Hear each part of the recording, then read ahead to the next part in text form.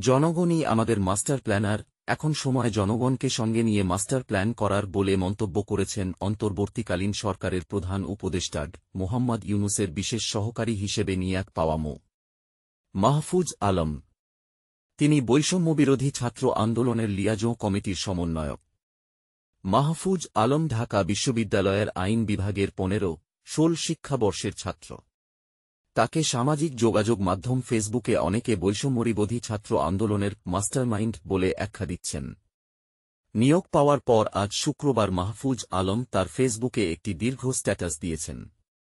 মাহফুজ আলমের স্ট্যাটাসটি তুলে ধরা হল, গণঅভ্যুত্থানের গণচরিত্র ধরে রাখা গুরুত্বপূর্ণ। ব্যক্তির বদলে সামষ্টিক চিন্তা মোকাবেলা গুরুত্বপূর্ণ। গণঅভ্যুত্থানের অংশীজন কারা? নির্দিষ্ট করে বললে বৈষম্যবিরোধী ছাত্র আন্দোলন এবং বাংলাদেশের নাগরিকদের অধিক অংশ। এ নাগরিক বা জনতা যদি বলতে চান, তাদের রূপ আর রং বহুত। সব শ্রেণী পেশার, দলমতের লোকেরাই এ অভ্যুত্থানের অংশীজন। এখনই কাউকে বড় করে তোলা কিংবা কাউকে খাটো করে দেখার সময় নয়।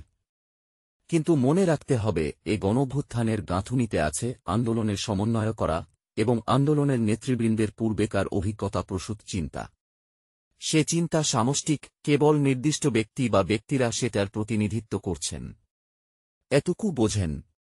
আন্দোলন ছিল ভ্যানগার্ড পার্টির মতো, এ কথাটাও বোঝেন। বাঙালি ভক্তি অথবা ঘৃণার মাঝামাঝি থাকতে চায় না বোধ হয়।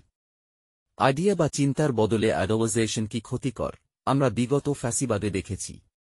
ফলে চিন্তা নিয়ে কথা বললে ব্যক্তি কম গুরুত্ব পাবে এবং চিন্তাকে কেন্দ্র করেই বিতর্ক চলবে। এর মাধ্যমেই একটা সৃজনশীল রূপান্তর সম্ভব।